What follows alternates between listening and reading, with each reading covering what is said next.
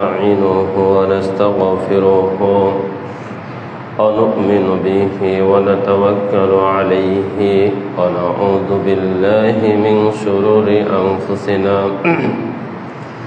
ومن سيئات أعمالنا من يهده الله فلا مضل له ومن يضلله فلا هادي له ونشهد أن لا إله إلا الله وحده لا شريك له ونشهد أن محمدا عبده ورسوله أما بعد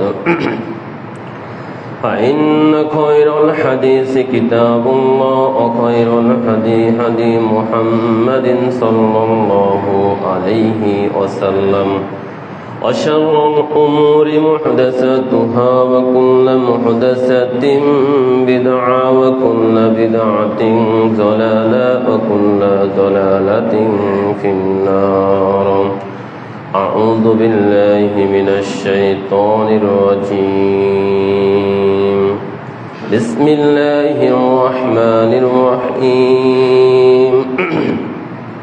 قاف القرآن المجيد بل عجبوا أن جاءهم منذر منهم فقال الكافرون هذا شيء عجيب أإذا متنا وكنا ترابا ذلك رجع بعيد قد علمنا ما تنقص الأرض منهم وعندنا كتاب حفيظ بل كذبوا بالحق لما جاءهم فهم في أمر مريج. أعوذ بالله من الشيطان الرجيم.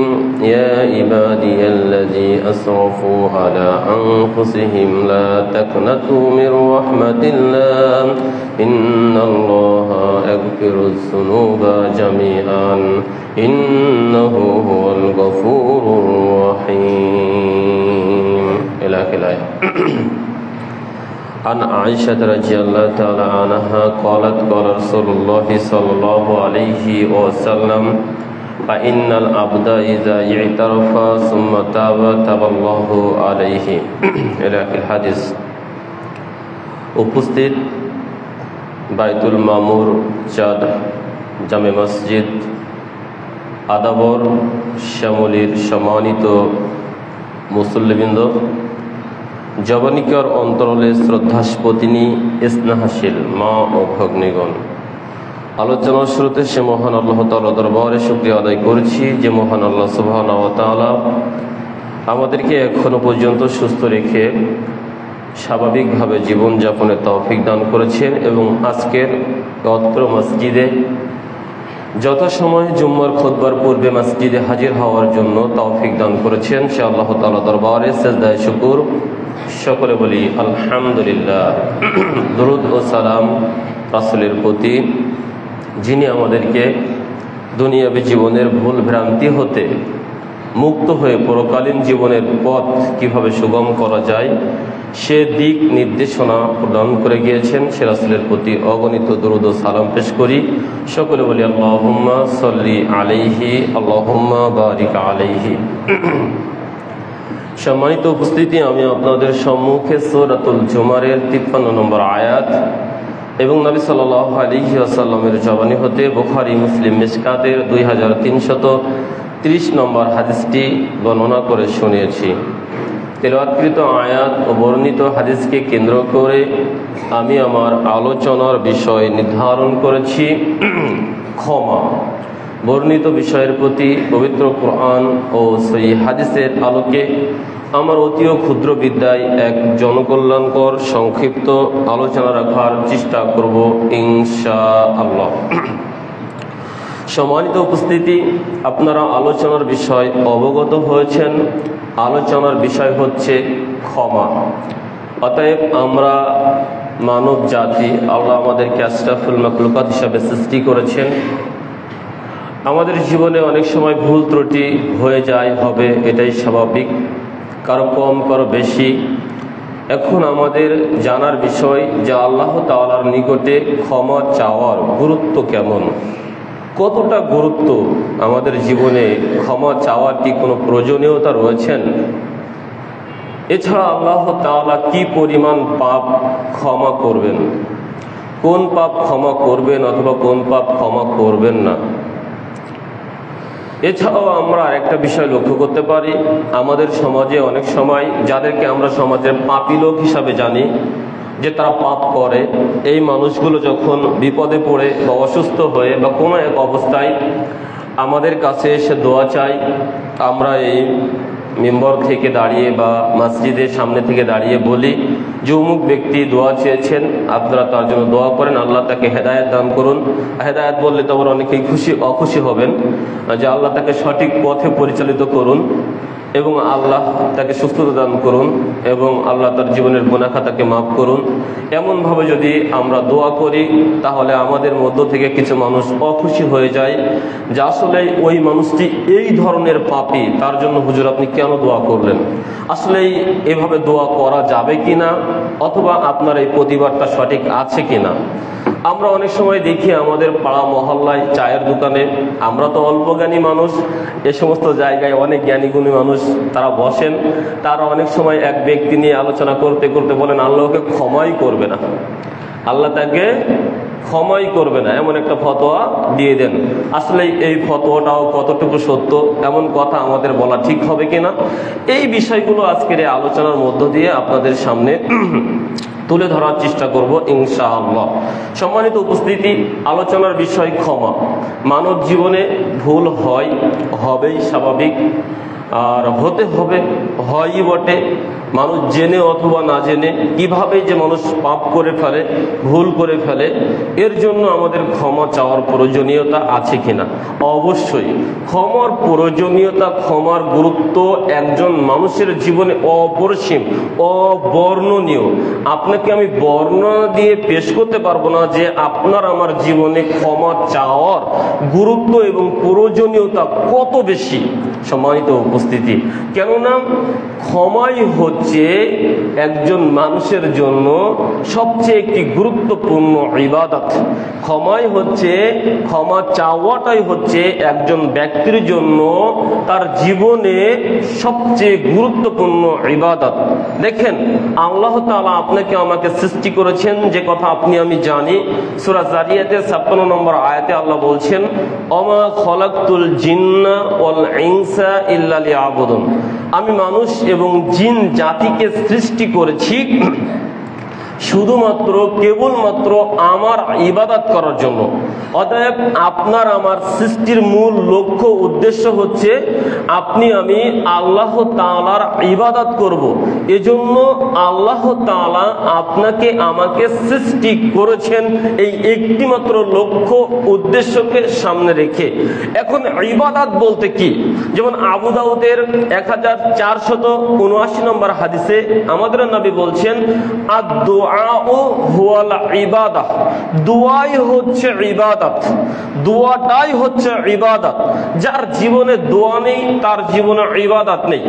আপনি আমি সৃষ্টি হয়েছি, আপনাকে আমাকে সৃষ্টি করেছেন ইবাদতের জন্য, আর নবী বলছেন দোয়াই হচ্ছে ইবাদত।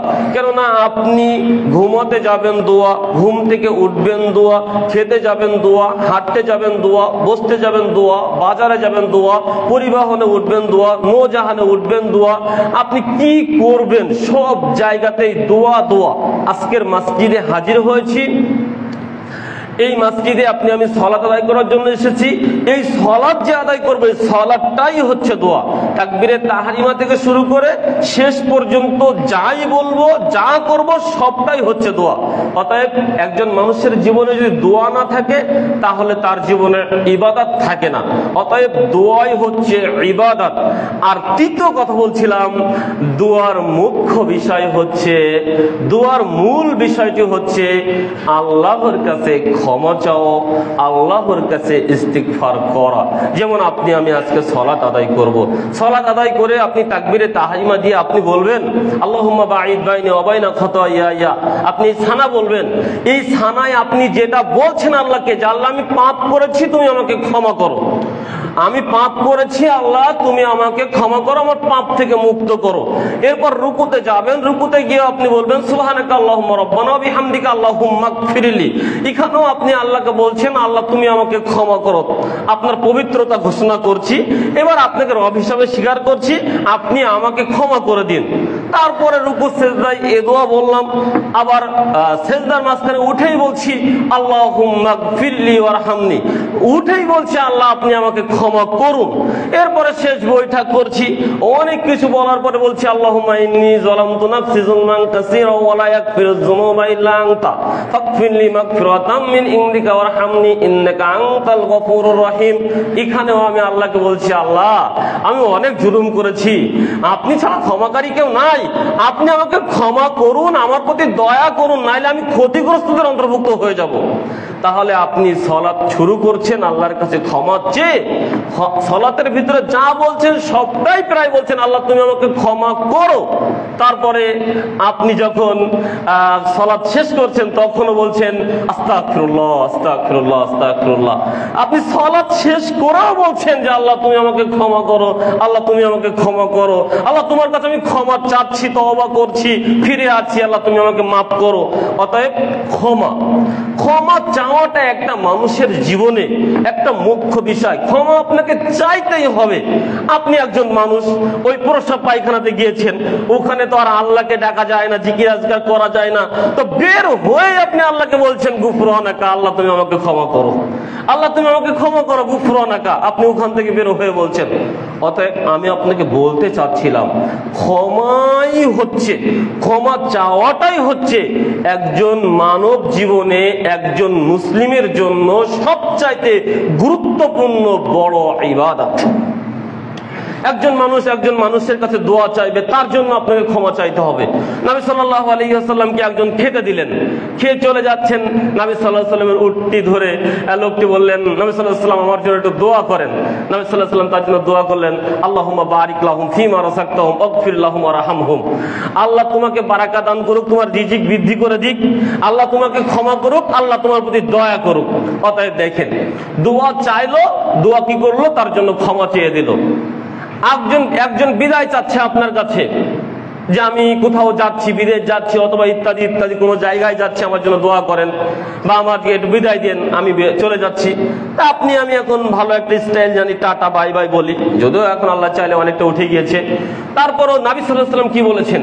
নবী সাল্লাল্লাহু আলাইহি ওয়াসাল্লাম বলছেন তুমি তাকে বলে দাও আস্তাউদিউল্লাহ দীনাকা ওয়া আমানাতাকা ওয়া খাতিমা আমালাকা ওয়া সাওয়াদাকা আল্লাহু তাকওয়া ওয়া গফারা যামবিকা ওয়া আস্তারাকাল খায়র হাইসুমা কুনতা। সবশেষে আপনি কি বলছেন? ওয়া গফারা যামবাকা, আল্লাহ তোমাকে ক্ষমা করুন এবং আল্লাহ তোমাকে কল্যাণের সাথে রাখুন তুমি যেখানেই থাকো। তাহলে দেখেন কেউ বিদায় চাচ্ছে আপনার কাছে, আপনি সেখানেও তাকে বলছেন, অনেক কিছু বললেন, তাকওয়া পরহেজগারিতা দান করুন, কিন্তু তার ভিতরে আপনি তার জন্য বলে দিলেন যে আল্লাহ আপনাকে ক্ষমা করুন। অতএব আমি বলতে চাচ্ছিলাম একজন মানুষের জন্য ক্ষমা চাওয়াটা একটা গুরুত্বপূর্ণ ইবাদত। একজন মানুষের জন্য ক্ষমা চাওয়াটা খুবই গুরুত্বপূর্ণ, যা অবর্ণনীয়। শুধু নিজের জন্য নয়, অপরের জন্য ক্ষমা চাইতে হবে। নবী সাল্লাল্লাহু আলাইহি ওয়াসাল্লাম চেয়েছেন, আমাদেরকে শিখিয়েছেন, আল্লাহও নির্দেশ দিয়েছেন। সূরা মুহাম্মদ 19 নম্বর আয়াত আল্লাহ বলছেন ফাআলাম আন্নাহু লা ইলাহা ইল্লাল্লাহ। হে নবী মুহাম্মদ সাল্লাল্লাহু আলাইহি ওয়াসাল্লাম আপনি জেনে রাখুন আল্লাহ ছাড়া সত্যিকার প্রকৃত কোনো মাবুদ নেই। ওয়াস্তাগফির লিযামবিকা ওয়ালিল মুমিনিনা ওয়াল মুমিনাত। অতঃপর আপনি নিজের জন্য আল্লাহর কাছে ক্ষমা চান এবং মুমিন নর নারীর পাপের জন্য আপনি আল্লাহর কাছে ক্ষমা প্রার্থনা করুন। আল্লাহ শিখিয়ে দিচ্ছেন সূরা মুহাম্মদ 19 নম্বর আয়াত। তাহলে আপনি আমি নিজের জন্য যেমন ক্ষমা চাইব, ঠিক অনুরূপভাবে মুসলিম নর নারীর জন্য আপনাকে আমাকে ক্ষমা প্রার্থনা করতে হবে, ক্ষমা চাইতে হবে। নবী চেয়েছেন, নবী শিখিয়েছেন, আল্লাহ নির্দেশ প্রদান করেছেন। এজন্য তো আমাদের নবী দিনে অসংখ্যবার ক্ষমা প্রার্থনা করতেন, তওবা ইস্তিগফার করতেন। যেমন আবু হুরায়রা রাদিয়াল্লাহু তাআলা আনহু قال রাসূলুল্লাহ সাল্লাল্লাহু আলাইহি ওয়াসাল্লাম, আবু হুরায়রা রাদিয়াল্লাহু তাআলা আনহু বলেন, নবী সাল্লাল্লাহু আলাইহি ওয়াসাল্লাম বলেছেন, আল্লাহি ইন্নী লা আস্তাগফিরুল্লাহ ওয়া আতুবু ইলাইহি ফিল ইয়াউমি আকসারা মিন 70 মাররাতান। আল্লাহর কসম, নিশ্চয়ই আমি নবী মুহাম্মদ সাল্লাল্লাহু আলাইহি ওয়াসাল্লাম আল্লাহর কাছে ক্ষমা চাই, তওবা করি দিনে 70 বারের অধিক। সুবহানাল্লাহ। অপর এক হাদিসে আগার মুজানি রাদিয়াল্লাহু তাআলা আনহু তিনি বলছেন, নবী সাল্লাল্লাহু আলাইহি ওয়াসাল্লাম বলেছেন, তুবু ইলাল্লাহ, হে মানব জাতি, তোমরা আল্লাহর নিকটে ক্ষমা ভিক্ষা করো, ক্ষমা প্রার্থনা করো। তুবু ইলাল্লাহ ফাইন্নী আতুবু ইলাইহি ফিল ইয়াউমি মিয়াতা মাররাতিন। কেননা আমি নবী মুহাম্মদ সাল্লাল্লাহু আলাইহি ওয়াসাল্লাম দিনে 100 বার আল্লাহর নিকটে ক্ষমা ভিক্ষা করি, তওবা করি, ইস্তিগফার করি। এ কথা নবী মুহাম্মদ সাল্লাল্লাহু আলাইহি ওয়াসাল্লাম বলছেন। মুসলিম মিশকাতের 2325 নম্বর হাদিস, আর আগের হাদিসটি 2300, বুখারী মিশকাতের 2323 নম্বর হাদিস। অতএব পরপর এই দুটি হাদিস আপনার সামনে পেশ করে আপনাকে আমি যে কথাটি বলতে চাচ্ছিলাম, আমাদের নবী পূর্বেও বহুবার বলেছি, আপনিও জানেন, তবে কথার প্রেক্ষিতে বলতেই হয়, আমাদের নবী পৃথিবীর সবচাইতে শ্রেষ্ঠ মানুষ, যার মতো আল্লাহ রাব্বুল আলামিন, যার মতো মানুষ নবী রাসূল পয়গম্বর থেকে শুরু করে তার মতো মানুষ আর পৃথিবীতে কাউকে সৃষ্টি করেননি। আদম আলাইহিস সালাম থেকে শুরু করে নবী রাসূল পয়গম্বর যা কিছু পাঠিয়েছেন, এতদিন পর্যন্ত যত মানুষ দুনিয়াতে এসেছে, এখন আছে এবং কিয়ামত পর্যন্ত আসবে, তাদের ভিতরে সবচাইতে শ্রেষ্ঠ পরহেজগার আল্লাহ ভীতি মানুষটি হচ্ছেন আমাদের নবী মুহাম্মদ সাল্লাল্লাহু আলাইহি ওয়াসাল্লাম।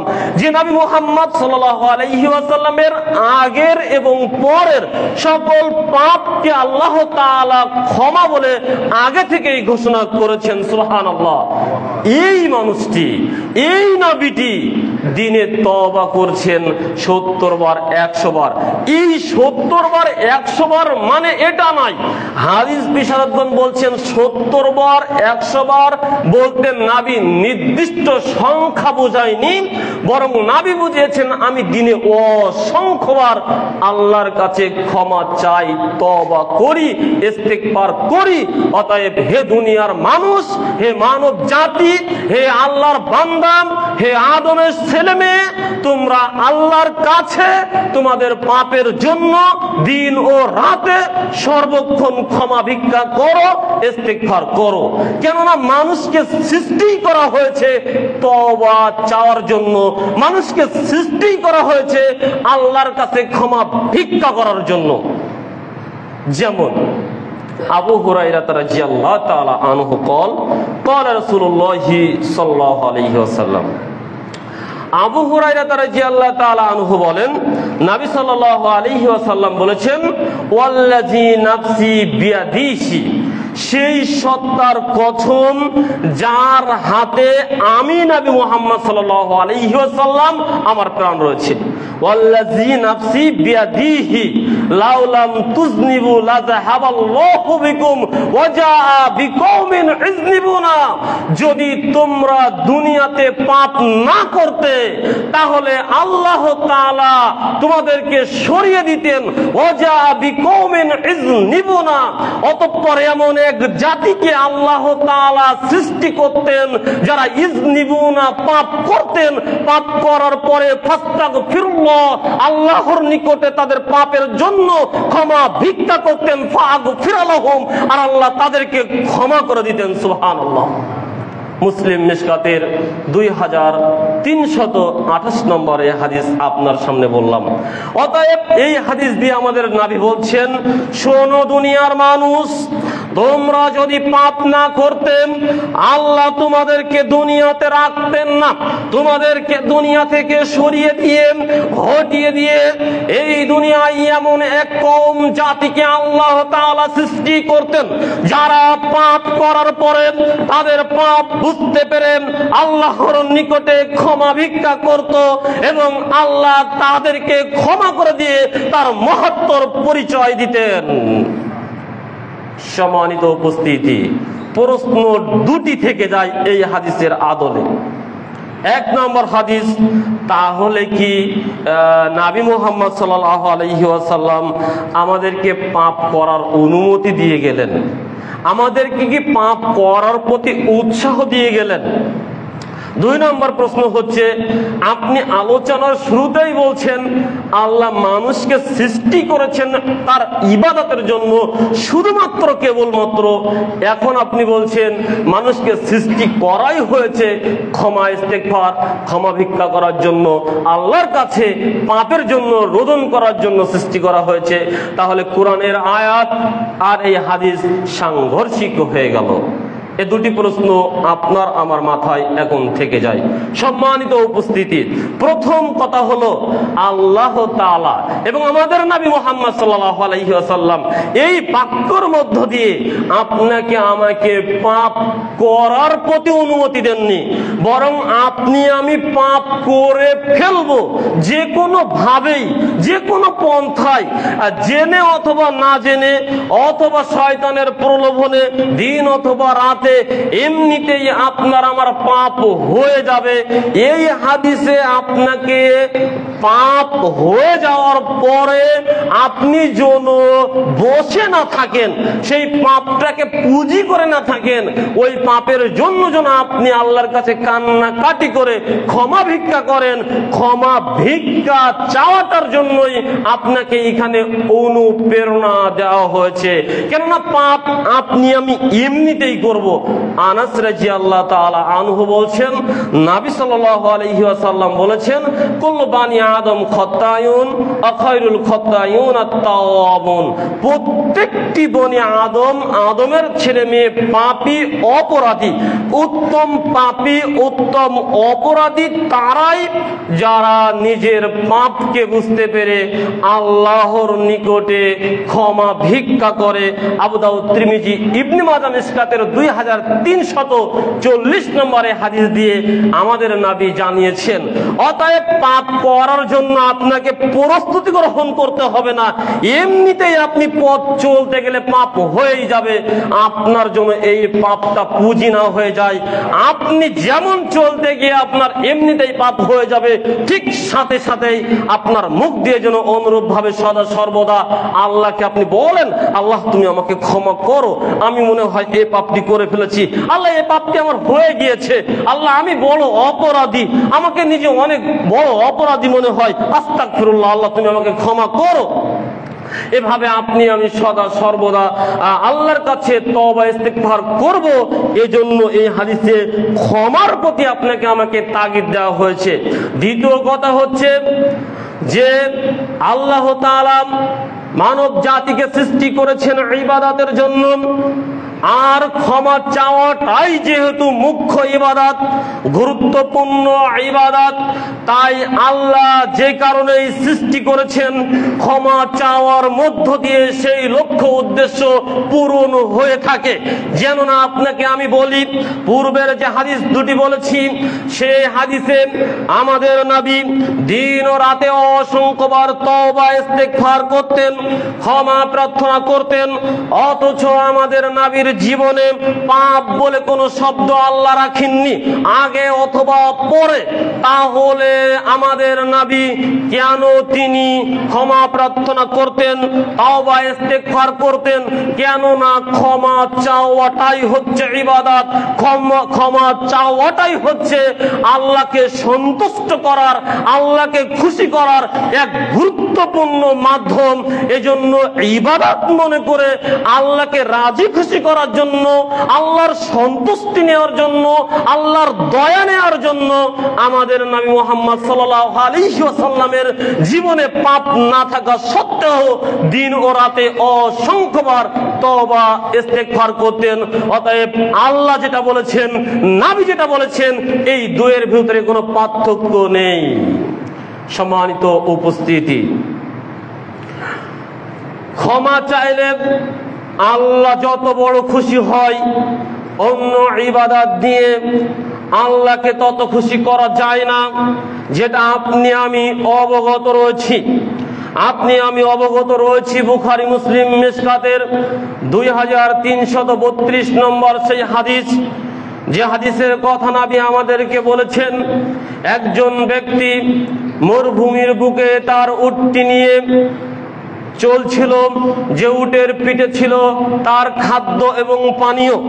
এমত অবস্থায় তার উটটি তার কাছ থেকে ছুটে গেল, হারিয়ে গেল, আর তিনি মরুভূমির বুকে নিরাশ হয়ে গেলেন। কেননা তার যে জীবন ধারণের খাদ্য পানি ছিল ওটা তো উটের পিঠেই রয়েছে। এখন মরুভূমিতে তার খাদ্যও নেই, পানিও নেই, আর উটের স্বভাব হলো সে মনিব থেকে ছুটে গেলে আর মনিবের কাছে ফিরে আসে না। এজন্য ওই ব্যক্তি নিরাশ হয়ে মরুভূমিতে বসে রয়েছেন, এক গাছের ছায় বা এমতো অবস্থায় বা যে কোনো জায়গায় তিনি তার সময় অতিবাহিত করছেন নিরাশ হয়ে, যে কখন আমার জীবন শেষ হয়ে যাবে, কেননা আমার খাদ্যও নেই, আমার পানিও নেই, আমি এখন হতাশ, আমি এখন নিরাশ। অতএব জীবনের সন্নিকট তার কাছে এসে গিয়েছে এমন একটি তিনি মনে করেছেন, গোধূলি লগ্নে তিনি পৌঁছে গিয়েছেন এমন তিনি মনে করেছেন। এমত অবস্থায় তিনি হালকা ঘুমের পরে চোখ খুলে দেখে তার উটটি তার সামনে দাঁড়িয়ে রয়েছে, যে উটের পিঠে তার খাদ্য এবং পানি ছিল। তিনি আনন্দে আত্মহারা হয়ে উঠেই ছুটে গিয়ে ওই উটের রশিটি ধরলেন এবং আল্লাহর শুকরিয়া আদায় করলেন। আল্লাহ শুকরিয়া আদায় করতে গিয়ে তিনি যে বাক্য ব্যবহার করলেন, আল্লাহুম্মা আনতা আবদি ওয়া আনা রব্বুকা, আল্লাহ তোমার জন্যই প্রশংসা, তুমি আমার বান্দা, আমি তোমার প্রভু। আল্লাহুম্মা আনতার আবদি, হে আল্লাহ তুমি আমার বান্দা, আর ওয়া আনা রব্বুকা, আমি তোমার প্রভু। আমাদের নবী বললেন, এই ব্যক্তি বাক্য উল্টিয়ে ফেলেছে তার খুশি আনন্দের কারণে। এই ব্যক্তি তার হারানো উট খুঁজে পেয়ে খুশি এবং আনন্দ এতটাই হয়েছেন যে বাক্য উল্টিয়ে ফেলেছেন। যেখানে বলবে আল্লাহ তুমি আমার রব, আমি তোমার বান্দা, এ কথা না বলে তিনি বলছেন আল্লাহ তুমি আমার বান্দা, আমি তোমার প্রভু। আমাদের নবী বলছেন, যখন কোন মানুষ পাপ করার পরে, বিপদগামী হবার পরে আবার ওই পথ থেকে ফিরে এসে তওবা করেন, ইস্তিগফার করেন, আল্লাহর কাছে কান্নাকাটি করে, এই ব্যক্তির চাইতো আল্লাহ অনেক অনেক অনেক অনেক অনেক বেশি খুশি হয়ে যায়। সুবহানাল্লাহ।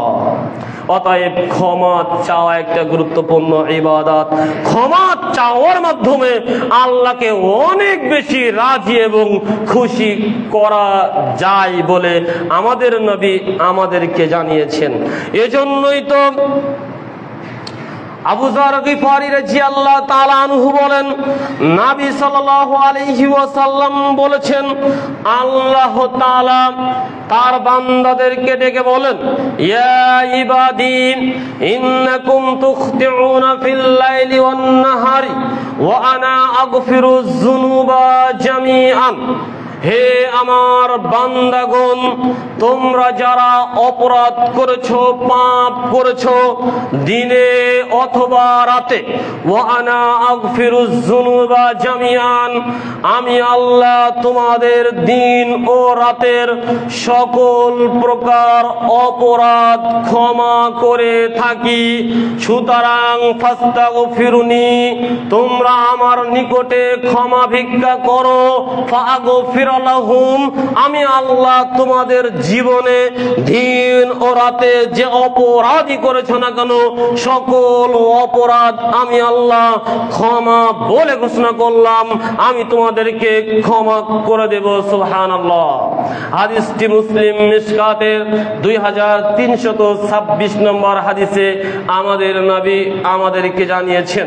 অতএব একজন বিপদগামী পাপী বান্দা বান্দিকে আল্লাহ তাআলা সব সময় ডেকে বলছেন, আমার বান্দা তোমাকে আমি খুব ভালোবাসি, আমার বান্দা তোমার প্রতি আমার অনেক দয়া, তোমার প্রতি আমার অনেক মায়া, তুমি বিপদগামী হয়ে গিয়েছো, তুমি পাপ করেছো হয়তো দিনের আলোতে বা রাতের অন্ধকারে, তুমি নিরাশ হয়েও না, তুমি আমাকে বলো না যে আমি পাপ করেছি, আমি অন্যায় করেছি, আমি নিজের নফসের উপরে জুলুম করেছি, একবার স্বীকার করে বলো, আমাকে একটু বলো আল্লাহ তুমি আমাকে ক্ষমা করো, আমি তোমার দিন ও রাতের যা কিছু রয়েছে না কেন আমি সবকিছু তোমার পাপকে আমি ক্ষমা করে দেব।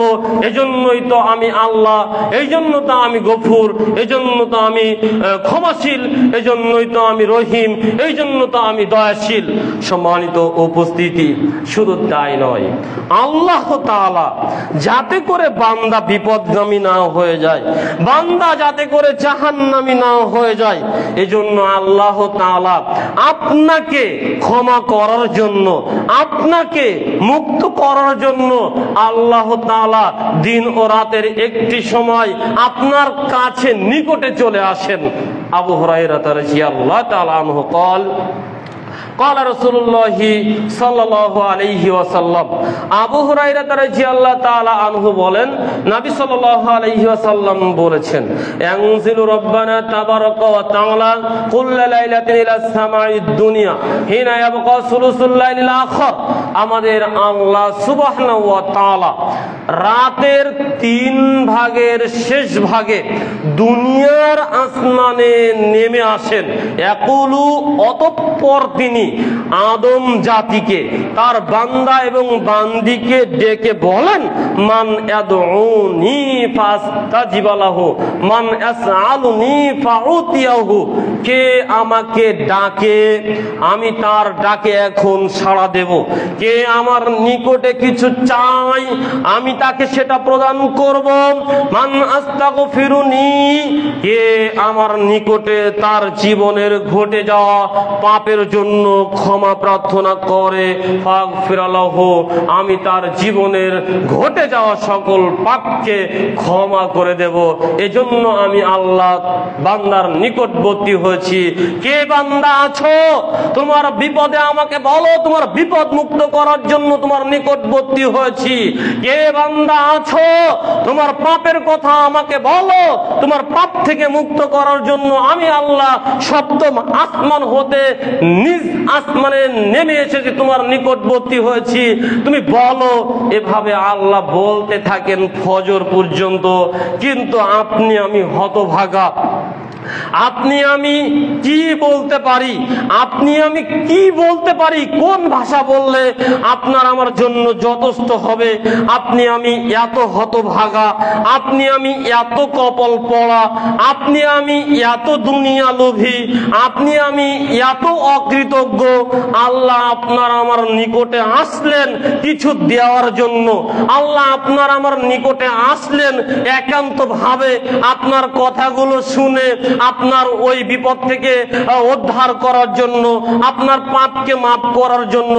আপনি আমি তখন ঘুমিয়েই কাটিয়ে দিয়েছি। তখন আল্লাহ চলে গিয়েছেন, ডেকে ডেকে আপনাকে পাননি, চলে গিয়েছেন। তখন আপনি এবার সকালে উঠে বলছেন, আল্লাহ আমার খুব বিপদ, আল্লাহ আমার প্রতি অমুক জুলুম করেছে, আল্লাহ আমি খুব অসুস্থ, আমার রোগ বালা মুসিবত আমার ছেয়ে ধরেছে, আল্লাহ তুমি আমার প্রতি দয়া করো। আল্লাহ তখন আপনার এই অবস্থা দেখে বিরাগ ভজন হয়ে যায়। আল্লাহ বলে, বান্দা তোর এই অবস্থার জন্যই তো আমি তোমার নিকটে নির্জনে গিয়েছিলাম, একান্ত ভাবে তোমার সাথে একটু কথা বলবো। তুমি কি অপরাধ করেছো সেগুলো আমাকে একটু বলবে। তোমার কি অসুবিধা রয়েছে, তুমি বিপদ আপদে পতিত হয়েছে, কে তোমার কি করেছে, কি রোগ শোক হয়েছে, দুনিয়াবি জীবনে তুমি কোন বিপদ মুসিবতে পড়েছো, এগুলো তোমার কাছ থেকে একান্ত নির্জনে একটু শুনবো বলেই তো মানুষ যখন সবাই ঘুমিয়ে রয়েছে তোমার কথা মনে করে আমি তোমার নিকটবর্তী হলাম, তোমাকে ডাকলাম, কত টাকাটা কি করলাম, ডেকে বললাম আমাকে বলো, আমি তোমাকে দিয়ে দেব, তোমার পাপের কথা বলো, আমি তোমাকে ক্ষমা করে দেব। তখন তুমি তো ঘুমিয়েছিলে, তখন তুমি তো আমাকে কিছু বললে না।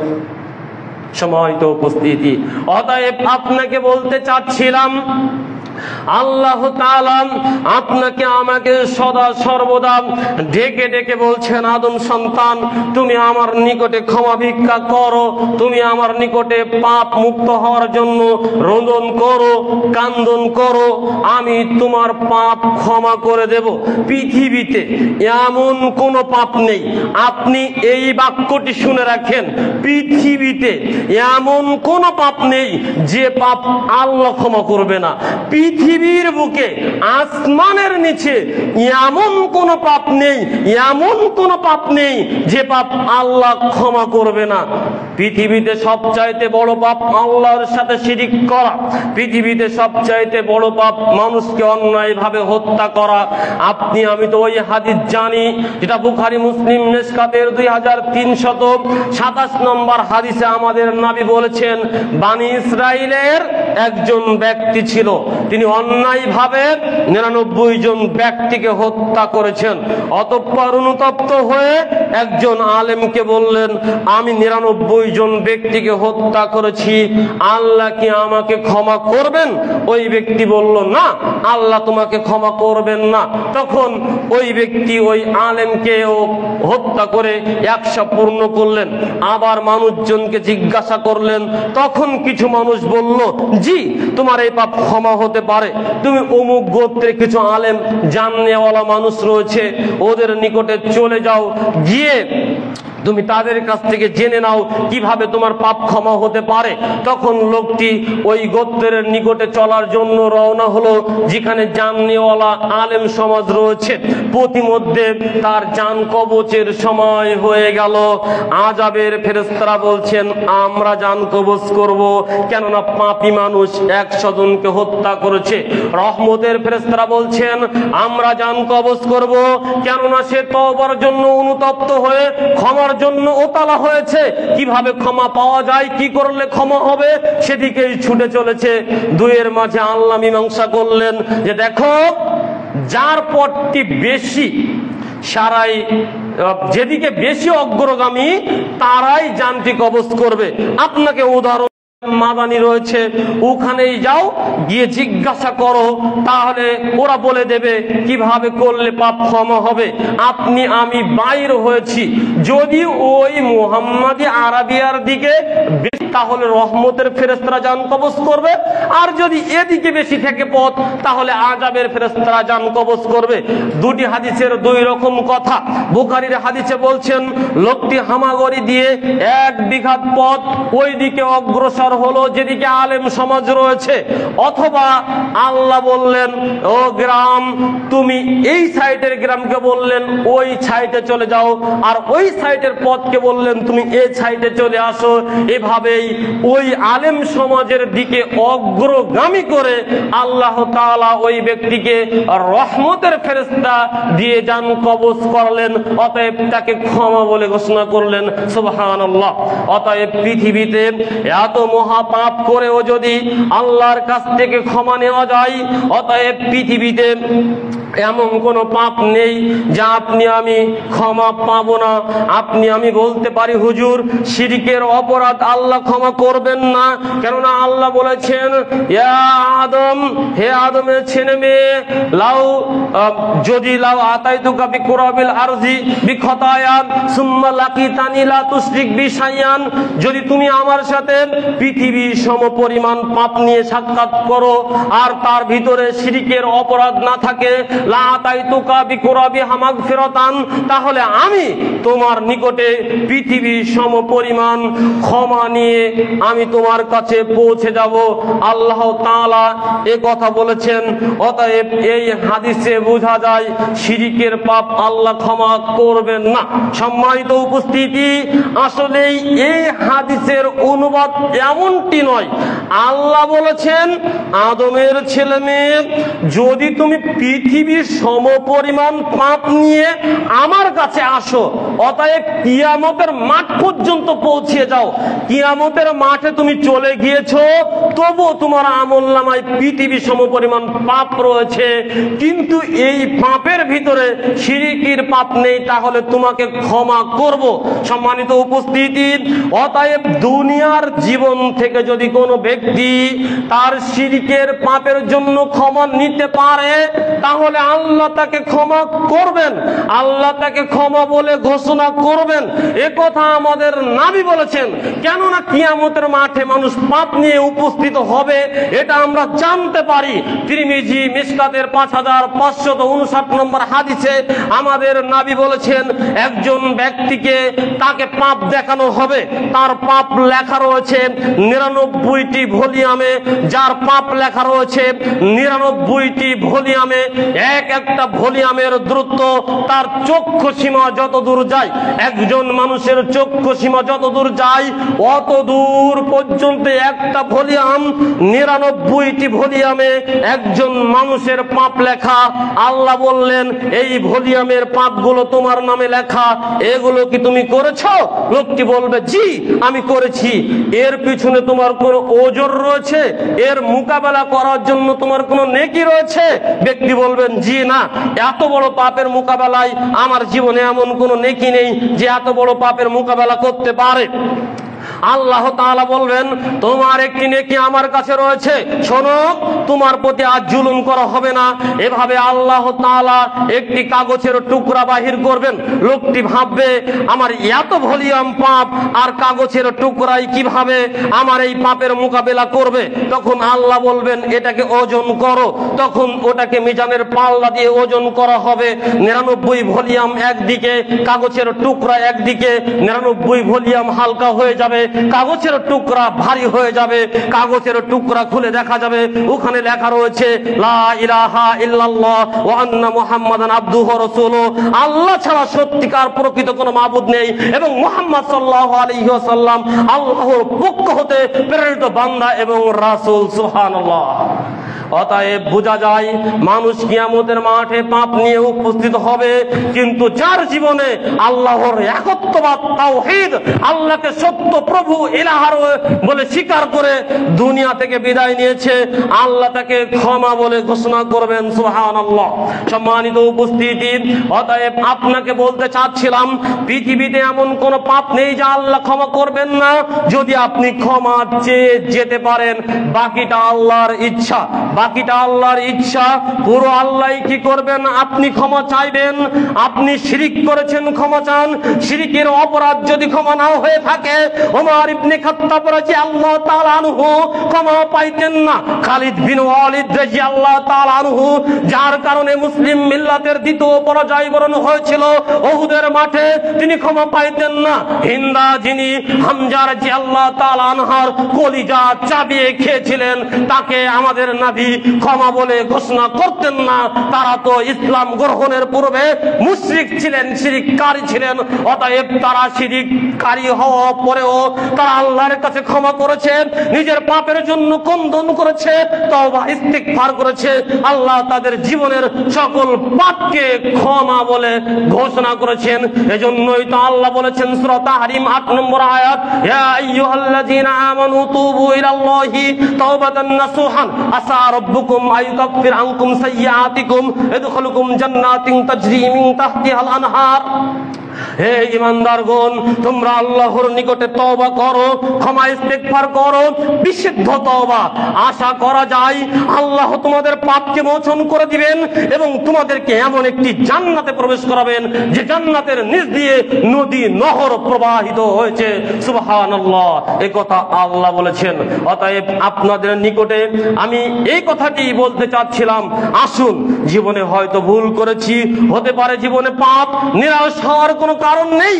আসুন আল্লাহর কাছে ক্ষমা ভিক্ষা করি। আল্লাহ, আলোচনা শুনেছি, আজ থেকে আর কখনো পাপে লিপ্ত হব না।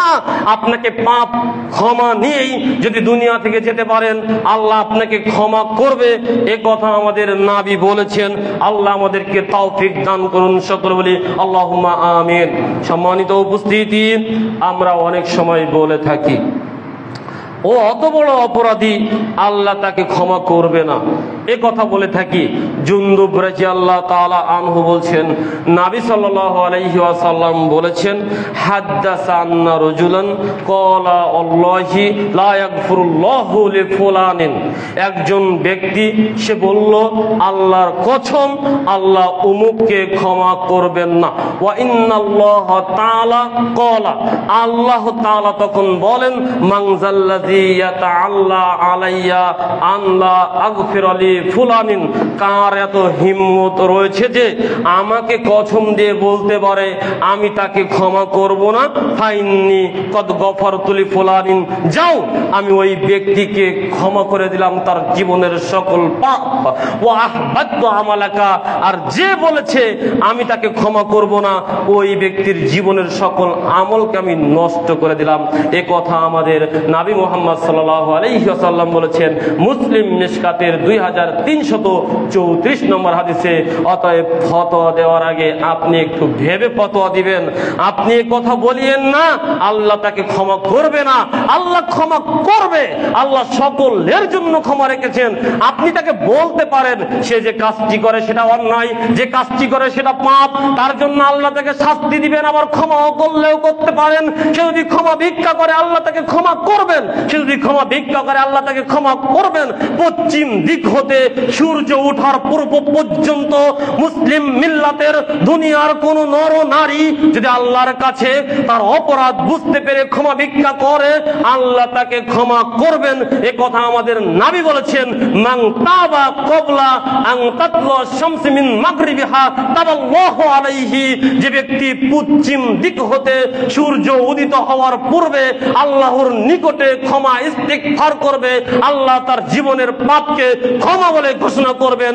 মুসলিম মিশকাতের 2331 নম্বর হাদিসে আমাদের নবী এ কথা বলেছেন। অতএব পৃথিবীতে ক্ষমা হবে না এমন কোন পাপ নেই। জিহাদের ময়দান থেকে যদি কেউ পলায়ন করে, আল্লাহর কাছে তওবা করে, কান্নাকাটি করে, তবুও আল্লাহ ওই জিহাদের মাঠ থেকে পলায়নকারী ব্যক্তিকেও ক্ষমা করবেন।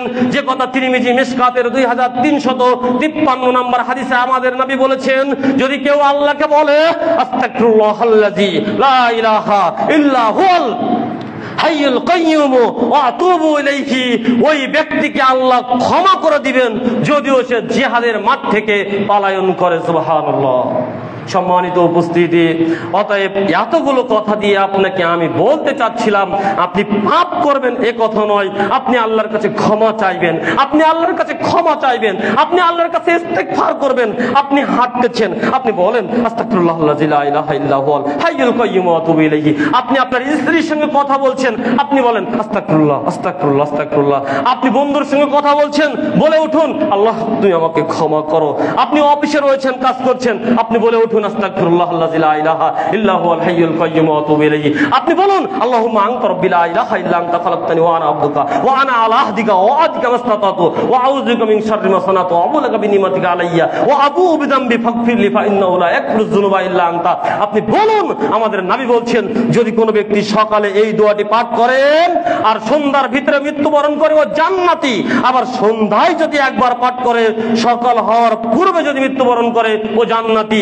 একে বলে সাইয়্যিদুল ইস্তিগফার, ক্ষমা প্রার্থনার প্রধান দোয়া। আপনি বলুন না, হাঁটতে চলতে উঠতে বসতে খেতে কথা বলতে শয়নে স্বপনে আপনার মুখে শুধু আস্তাগফিরুল্লাহ, আল্লাহ ক্ষমা করো, আল্লাহ আমি বড় পাপী, তুমি ক্ষমা না করলে আমি জুলুম করেছি নফসের উপরে, অনেক বড় জুলুম করেছি। আমার মতো জুলুমকারী, আমার মতো পাপী আসমানের নিচে জমিনের উপরে আল্লাহ অদ্বিতীয় কেউ নেই। আল্লাহুম্মা ইন্নী যালামতু নাফসি যুলমান কাসীরা ওয়া লা ইয়াগফিরুয যুনুবা ইল্লা আনতা ফাগফিরলি মাগফিরাতাম মিন ইনদিকা ওয়ারহামনি ইন্নাকা আনতাল গফুরুর রহিম। আল্লাহ, নিজের নফসের উপরে জুলুম করেছি, জুলুম ছোটখাটো নয়, অনেক বড় জুলুম করেছি। তুমি ক্ষমাশীল, তুমি দয়াশীল, তুমি রহমান, তুমি রহিম।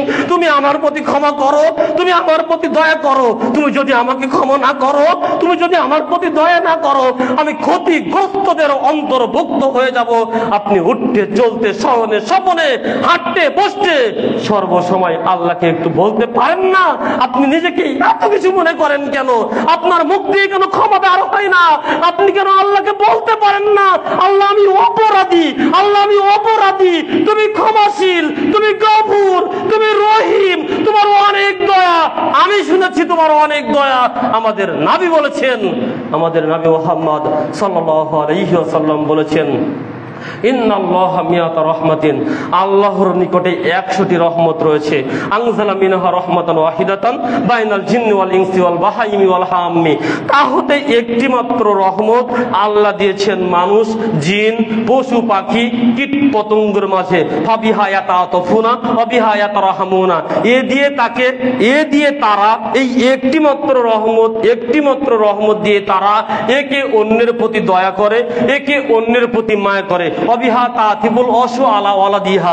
এই একটি মাত্র রহমত নিয়ে ইতর শ্রেণীর প্রাণীরা তাদের সন্তানদেরকে ভালোবাসে। কত ভালোবাসা বাসে এ কথা আপনাকে আমি কি করে বলি? কত ভালোবাসা বাসে একজন পশু যে তার সন্তানকে কত ভালোবাসা বাসে কি করে বলি? ওই যে একটা কি যেন হয়, পশু পাখির একটা ভিডিও দেখা যায়, ওখানে দেখা যায় সিংহ ও সদ্য প্রসারিত ওই মোষের বাচ্চার উপরে আক্রমণ করেছে। মা ওই সিংহের মাঝে নিজের সন্তানকে রেখে পালিয়ে যায় না, চেষ্টা করে প্রাণপণ তাকে বাঁচানোর, এক পর্যায়ে নিজেরও জীবন দিয়ে দেয় এবং সন্তানের জীবন হয়ে যায়। আরে আপনার চোখের সামনে পত্রিকায়, সেদিন একটা পত্রিকায় দেখলাম যে মা এবং সন্তান ওই নৌকা দিয়ে, লঞ্চ দিয়ে যাচ্ছে, হঠাৎ সন্তান পড়ে গেল মায়ের হাত থেকে ওই পানিতে। মাও ঝাঁপিয়ে পড়লেন নদীতে, সন্তানও মৃত্যুবরণ করলো, মাও মৃত্যুবরণ করলো। মা একটু ভাবলো না, আমি তো সাঁতার জানি না, আমি যদি নদীতে ঝাঁপিয়ে পড়ি আমার মৃত্যু হবে, এই টেনশন, এই ভীতি তার ভিতরে ছিল না। সন্তান কোল থেকে পড়ে গিয়েছে। এটা মায়ের ভালোবাসা। ওই আপনি অপারেশন থিয়েটারে নিয়ে যান, ডাক্তার এসে আপনাকে বলে আপনি বাঁচলে, আপনার স্ত্রী বাঁচলে আপনার সন্তান বাঁচবে না, সন্তান বাঁচলে স্ত্রী বাঁচবে না। আপনি হয়তো স্ত্রীর পক্ষে ভোট দিবেন, কিন্তু ওই মাকে যদি বলা হয় দেখেন পরিস্থিতি এত জটিল, আপনাকে বাঁচাতে গেলেন আমরা সন্তানকে বাঁচাতে পারবো না, সন্তান বাঁচাতে গেলে আপনাকে বাঁচাতে পারবো না। মা নির্বিঘ্নে চিন্তা ভাবনা ছাড়াই বলবে, ডাক্তার সাহেব দুনিয়ার আলো বাতাস অনেক দেখেছি, দুনিয়াতে আমি অনেক থেকেছি, আমি মৃত্যুবরণ করি, কিন্তু আমার সন্তান যেন মৃত্যুবরণ না করে, সেজন্য দুনিয়ার আলো বাতাস অক্সিজেন এটা দেখতে পারে, দুনিয়ার বুকে আসতে পারে, অতএব আমার মৃত্যু হয়ে যায়, যাক আমার সন্তানের জন্য কিছু না হয়। মা নিজের মৃত্যুকে হাসি মুখে বরণ করে নিবে, কিন্তু সন্তানের মৃত্যু কখনো কামনা করবে না। এটি 1% ভালোবাসা। এই জন্য বললাম 100টি ভালোবাসা থেকে আল্লাহ তাআলা একটি ভালোবাসা দিয়েছেন জিন, ইনসান, কীট পতঙ্গ পতঙ্গ পশু পাখি তা দ্বারা এই একটি পাচ্ছেন ভালোবাসা দিয়ে একজন আরেকজনের প্রতি দয়া করে, মায়া করে, ভালোবাসা দেয়। ওয়া আখারাল্লাহু তিসআন ওয়া তিসঈনা রাহমাতান ইয়ারহামু বিহা ইবাদাহু ইয়াউমাল কিয়ামা।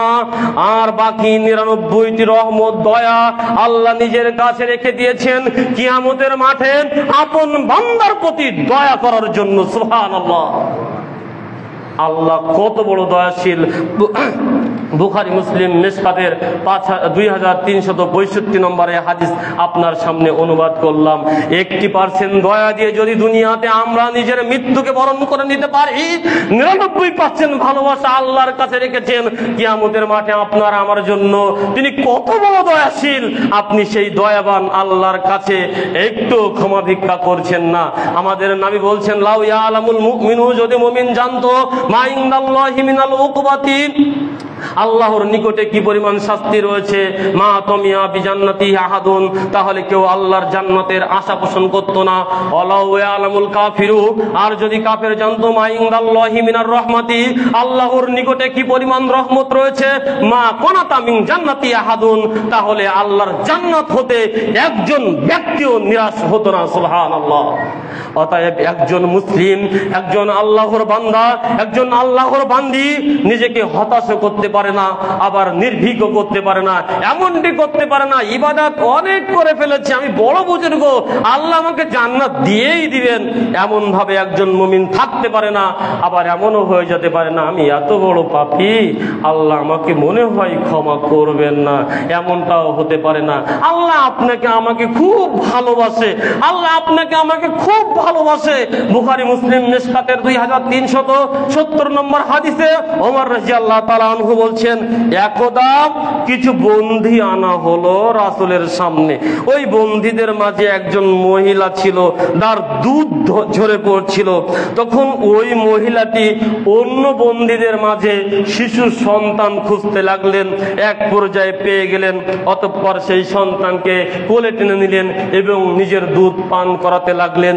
রাসূল এই দৃশ্য দেখে বললেন, তোমরা বলো তো দেখি, এই মহিলাটা অন্যের সন্তানের প্রতি যদি এত মায়াশীল হয়, তাহলে নিজের সন্তানকে কি ও যাহা আগুনে ফেলতে পারে? তখন সবাই বলল, যে ব্যক্তি অন্যের সন্তানের প্রতি এত দয়াশীল, এত মায়াশীল, সে নিজের সন্তানকে কখনোই আগুনে নিক্ষেপ করতে পারে না। আমাদের নবী বললেন, শোনো, আল্লাহ এর চাইতো আমাদের প্রতি অনেক অনেক দয়াশীল, অনেক অনেক মায়াশীল। সেটা তো পূর্বেই বলেছি, এটা তো 1% মায়া, আল্লাহর কাছে মায়া কত? 99%। অতএব আল্লাহ চাই না, আল্লাহ চাই না, আল্লাহ চাই না আমার বান্দা এবং বান্দি জাহান্নামের আগুনে নিক্ষেপ হোক। আল্লাহ চাই না আমার বান্দা এবং বান্দি জাহান্নামের শাস্তি ভোগ করুক। আল্লাহ চাই আমার বান্দা এবং বান্দি, আমি জান্নাত নামক যে সুখের স্থান দেখেছি, ওই জায়গায় গিয়ে তারা আরাম আয়েশে তাদের জীবন অতিবাহিত করুক। তার জন্য কাজটি হলো আল্লাহর কাছে বেশি বেশি তার রহমত, তার দয়া, তার ক্ষমা প্রার্থনা করা। কেননা দুনিয়ার জীবনে আপনি আমি আপনার আমার ইবাদত দিয়ে আল্লাহর জান্নাতে যেতে পারবো না। নবী সাল্লাল্লাহু আলাইহি ওয়াসাল্লাম বলেছেন, লা ইউদখিলু আহাদান মিনকুম আমালুহুল জান্নাতু, তোমাদের কারোর আমল তোমাদেরকে জান্নাতে প্রবেশ করাতে পারবে না, প্রবেশ করাতে পারবে না। ওয়ালা ইউজিরুহু মিনান নার, এমনকি জাহান্নাম থেকে বাঁচাতেও পারবে না। ওয়ালা আনা, আরে তোমাদের তো পারবে না, পারবে না, আমাকেও পারবে না, ইল্লা বিরহমাতিল্লাহ, আল্লাহর রহমত, দয়া ছাড়া। সুবহানাল্লাহ। এই কথা নবী মুহাম্মদ সাল্লাল্লাহু আলাইহি ওয়াসাল্লাম মুসলিম মিশকাতের 2372 নম্বর হাদিস দিয়ে আমাদেরকে জানিয়েছেন। এজন্য আল্লাহ তাআলা সূরা জুমারের 53 নম্বর আয়াতে আমাদেরকে ডেকে বলছেন, ইয়া ইবাদিয়াল্লাযী আসরাফু আলা আনফুসিহিম লা তাকনাতু মির রাহমাতিল্লাহ ইন্নাল্লাহা ইয়াগফিরুয যুনুবা জামিআন ইন্নাহু হুয়াল গফুরুর রহিম। হে আমার বান্দাগণ, যারা নিজেদের নফসের উপরে জুলুম জুলুম করেছো, পাপ করেছো, তারা আল্লাহর রহমত দয়া থেকে নিরাশ হয়ো না। লা তাকনাতু মির রাহমাতিল্লাহ, কেননা আল্লাহ তোমাদের জীবনের সকল পাপ ক্ষমা করে থাকেন। ইন্নাহু হুয়াল গফুরুর রহিম, নিশ্চয়ই আল্লাহ ক্ষমাশীল, নিশ্চয়ই আল্লাহ অতীব দয়াশীল। সম্মানিত উপস্থিতি, সময়ের দিকে খেয়াল রেখে আলোচনা ঘটিয়ে নিয়ে আসলাম। এ পর্যায়ে আপনাদের সামনে শুধু এটুকুই বলতে চাচ্ছি, আল্লাহর অনেক দয়া, আল্লাহর অনেক রহমত। আল্লাহ চায় না তারা বান্দা এবং বান্দি জাহান্নামী হয়ে যাক, ওই জাহান্নামের শাস্তি ভোগ করুক, জাহান্নামীর জ্বালাময়ী আগুনে তাদেরকে পোড়ানো হোক, তাদেরকে শাস্তি প্রদান করা হোক। এ কথা আল্লাহ চায় না, এটা আল্লাহর চাওয়া পাওয়া নয়। আল্লাহ চায় আপনাকে আমাকে ক্ষমা করতে, আল্লাহ চায় আপনার আমার প্রতি দয়া করতে। তবে দয়া তো একটু নিতে হবে, চাইতে তো হবে। না চাইলে আল্লাহ দিবে কিভাবে? আপনি চাইলেই তো আল্লাহ দিবে, এ কথা বারবার আল্লাহ বলছেন, এ কথা বারবার নবী আমাদেরকে শুনিয়েছেন। অতএব আজকের আলোচনার মূল পয়েন্ট হচ্ছে এই, আমরা জীবনে চলতে গিয়ে হয়তো অনেক পাপ করে ফেলবো, হয়ে যাবে। আল্লাহ তুমি আমাদের জীবনের পাপকে ক্ষমা বলে ঘোষণা করো। আমরা যেন সদা সর্বদা আমাদের জীবনে সর্বসময় নিজেকে অপরাধী মনে করতে পারি, অনেক বড় পরহেজগার মনে না করি, নিজেকে অপরাধী মনে করে আল্লাহকে বারবার বলতে পারি, আল্লাহ তুমি আমাকে ক্ষমা করো, আল্লাহ তুমি আমার প্রতি রহমত করো, আল্লাহ তুমি আমার জন্য জাহান্নামকে হারাম করো, আল্লাহ তুমি আমার প্রতি কবরের মাফ করো। আল্লাহুম্মা ইন্নী আউযু বিকা মিন আযাবি জাহান্নাম ওয়া আউযু বিকা মিন আযাবিল কবর ওয়া আউযু বিকা মিন ফিতনাতিল মাসিহিদ দাজ্জাল ওয়া আউযু বিকা মিন ফিতনাতিল মাহইয়া ওয়াল মামাত। এভাবে যেন আমরা আল্লাহকে বলতে পারি, আমরা যেন বলতে পারি যে আল্লাহুম্মা আযরিনি মিনান নার, আমরা যেন বলতে পারি আল্লাহুম্মা আদখিলনিল জান্নাহ। অতএব আমরা যেন বারবার আল্লাহর কাছে তার দয়া ভিক্ষা করতে পারি, আর নিজেকে অপরাধী বলে আল্লাহর দরবারে পেশ করি, নিজেকে অপরাধী বলে আল্লাহর দরবারে পেশ করি, এমন ভাবে পেশ করি যে আমার চাইতে অপরাধী আর এই পৃথিবীতে কেউ আসেনি আর আসবেও না। আমি এত বড় অপরাধী, তারপরেও আল্লাহ তুমি রহমান, তুমি রহিম, তোমার অনেক তো দয়া, আমি তোমার দয়া এবং রহমত থেকে নিরাশ হই না। এই জন্য তোমার দরবারে আমি হাত তুলেছি, তোমার দরবারে আমি সেজদায় পড়েছি, তোমার দরবারে আমি কান্নাকাটি করে বলছি, আল্লাহ তুমি আমাকে ক্ষমা করো, আল্লাহ তুমি আমাকে মাফ করো। আল্লাহ আমাদের সকলকে জীবনের পাপ থেকে মুক্ত হওয়ার জন্য, পরকালীন জীবনে জাহান্নাম থেকে বাঁচার জন্য, জান্নাতবাসী হওয়ার জন্য বেশি বেশি করে আল্লাহর দয়া ভিক্ষা করার তৌফিক দান করুক। আমরা যেন বেশি বেশি করে ইস্তিগফার করতে পারি, ক্ষমা ভিক্ষা করতে পারি। আল্লাহ তুমি আমাদের ক্ষমাশীল হিসাবে ঘোষণা করো, আল্লাহ তুমি আমাদের দোয়া কবুল করো। সকল আল্লাহুম্মা আমিন। আকাউলি হাযা আস্তাগফিরুল্লাহ ওয়া লাকুম। আসসালামু আলাইকুম।